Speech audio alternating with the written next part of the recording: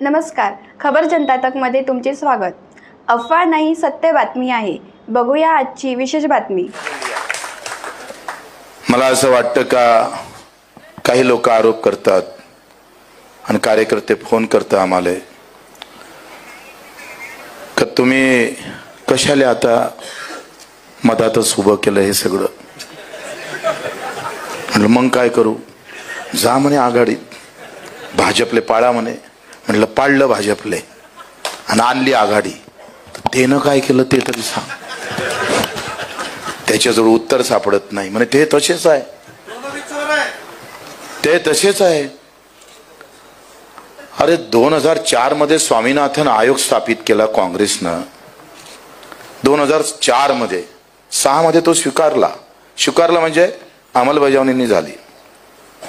काँग्रेसनं स्वामीनाथन स्थापन केला, वामनरावजी असन आपले, तुम्हाला तर राजू शेट्टी आमचे, शंकरण्णा धोंडगे असेल। मग 6 पासून तर गेल्या 15 वर्षापर्यंत काँग्रेसच होती ना। एक शिफारस मान्य केली नाही, एक शिफारस। मोदी जी आले तो भाई और बहनों, किसान के भी अच्छे दिन आएंगे।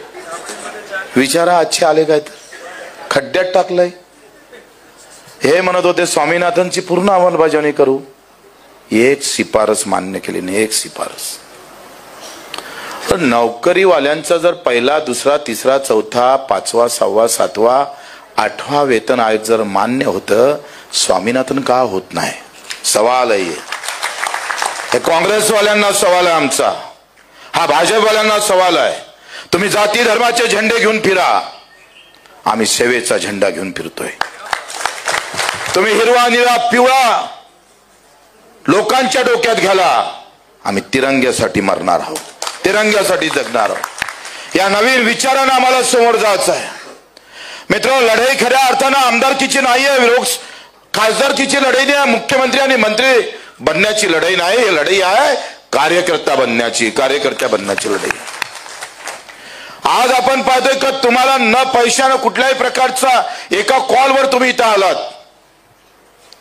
मला माहित आहे आम्ही सगळे सतरंजी उचलणारेच आहोत। ज्याच्यासाठी टाकली होती ना, त्यांनी सतरंजी उचलणाऱ्या कार्यकर्त्याचं सगळं वाटोळ करून टाकलं।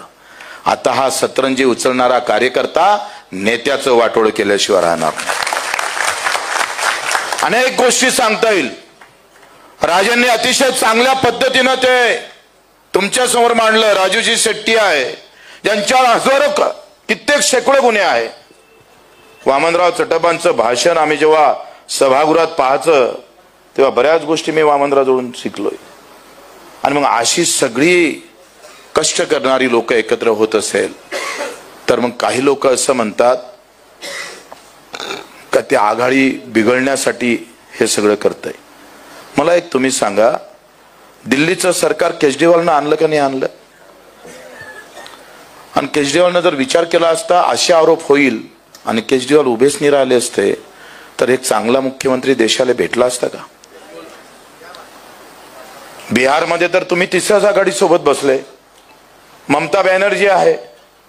मी जर उभा राहिलो नसतो, कारण काँग्रेसचा एक उमेदवार तिकडे उभा होता आणि भाजपचा इकडे उभा होता, मी तिसराच होतो हो तिथे। असा विचार केला असता तर बच्चू कडू आमदारच झाला नसता। तिसरे म्हणजे सगळे खाणारे, तिसरे म्हणजे फक्त मतं घेणारे, तिसरे म्हणजे निवडून न येणारे, असं जर वाटत असेल तर बच्चू कडू बगर पाठिंब्याचा फक्त जनतेच्या।